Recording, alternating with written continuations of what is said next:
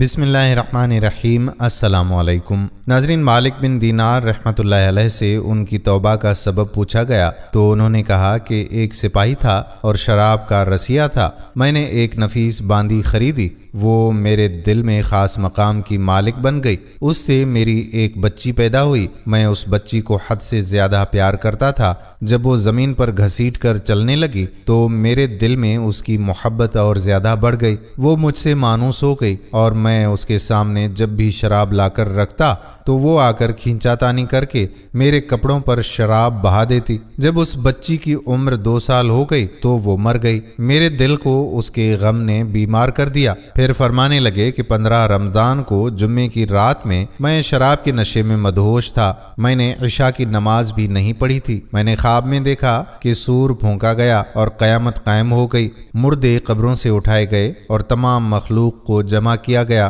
جن میں بھی تھا۔ میں نے اپنے پیچھے آہٹ سنی، مڑ کر دیکھا تو ایک بہت بڑا اژدہا ہے، کالے رنگ کا، آنکھیں نیلی ہیں، منہ کھولے میری طرف دوڑ کر آ رہا ہے۔ خوف و دہشت کے مارے میں بھاگا۔ راستے میں ایک ستھرے لباس والے شخص کے پاس سے گزر ہوا۔ میں نے سلام کہا، اس نے جواب دیا۔ میں نے کہا کہ بابا، مجھے اس اژدہے سے پناہ دو، تجھے اللہ تعالیٰ پناہ دے۔ وہ بوڑھا رونے لگا اور کہا کہ میں کمزور اور ضعیف ہوں اور یہ اژدہا زبردست ہے، یہ میرے بس میں نہیں، آگے چلو اور بھاگو، شاید اللہ تعالیٰ تیری نجات کی کوئی صورت بنا دے۔ میں آگے بھاگنے لگا اور ایک بلند جگہ پر چڑھ گیا۔ ادھر میں نے جہنم کے طبقات کو جھانک کر دیکھا، ان کی ہولناکیاں دیکھیں۔ قریب تھا کہ اژدہے کے خوف سے میں ان میں گر جاتا۔ مجھے کسی نے آواز دے کر کہا کہ یہاں سے آگے جاؤ، تم یہاں کے رہنے والے نہیں ہو۔ میں اس کی بات سے مطمئن ہو گیا اور وہاں سے واپس لوٹا تو اژدہا میرے پیچھے تھا۔ میں پھر دوبارہ اس بوڑھے کے پاس آیا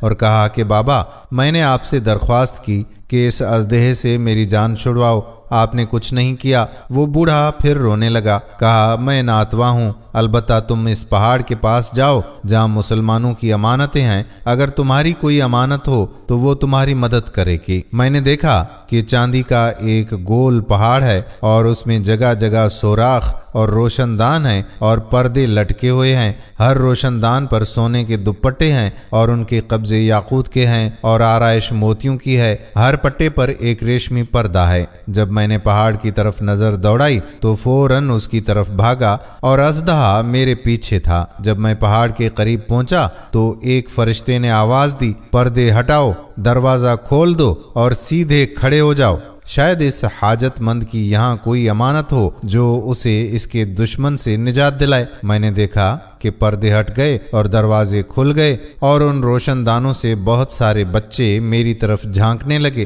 ان کے چہرے چاند کی مانند تھے۔ اسی دوران اژدہا بھی میرے نزدیک پہنچ چکا تھا۔ میں اس وقت حیران رہ گیا جب ان میں سے ایک بچے نے چلا کر کہا، ابے سب آؤ، اس کا دشمن اس کے قریب آ گیا ہے۔ چنانچہ وہ جوق در جوق کھڑے ہو کر جھانکنے لگے۔ اچانک میری وہ بچی جو مر چکی تھی وہ بھی ان کے ساتھ جھانک رہی ہے۔ جب اس نے مجھے دیکھا تو رونے لگی اور کہا، ہائے، یہ تو میرا باپ ہے۔ پھر اس نے نور کے جھرمٹ میں تیر کی تیزی کے ساتھ چھلانگ لگائی اور میرے سامنے آ کر کھڑی ہو گئی۔ اس نے اپنا بایاں ہاتھ میری طرف بڑھا کر میرا دایاں ہاتھ پکڑ لیا اور اپنے دائیں ہاتھ کو اژدہے کی طرف بڑھا دیا تو وہ بھاگ گیا۔ پھر اس نے مجھے بٹھایا اور میری گود میں بیٹھ گئی اور اپنے دائیں ہاتھ سے میری داڑھی پکڑ کر کہا، اے ابا جان، کیا مومنوں کے لیے وہ وقت نہیں آیا کہ ان کے دل اللہ کے ذکر کے لیے جھک جائیں؟ میں رونے لگا اور کہا، اے بیٹی، تم لوگ بھی قرآن کو جانتے ہو؟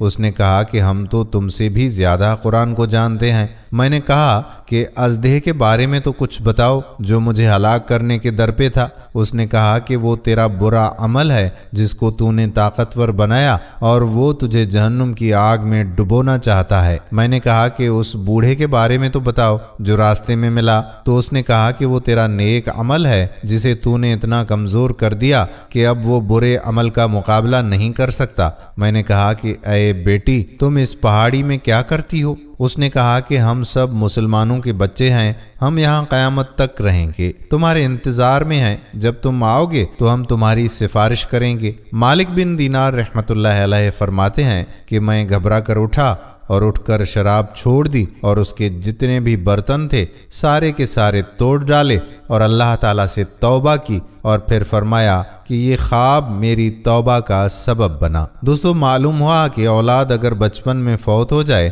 تو مایوس نہیں ہونا چاہیے، بلکہ اللہ کی مرضی پر راضی رہنا چاہیے، کیونکہ یہی نابالغ اولاد آخرت میں کام آنے والی ہے، جیسا کہ اس واقعے سے ہمیں سبق ملتا ہے۔ اللہ تعالی ہم سب کو عمل کرنے کی توفیق عطا فرمائے، آمین۔ دوستو، امید کرتے ہیں کہ ہماری آج کی ویڈیو بھی آپ کو ضرور پسند آئی ہوگی اور اپنے دوستوں کے ساتھ اسے شیئر بھی کریں گے۔ آنے والی ویڈیو تک اپنے میزبان قادر بخش کلہوڑو کو اجازت دیجیے۔ اللہ حافظ۔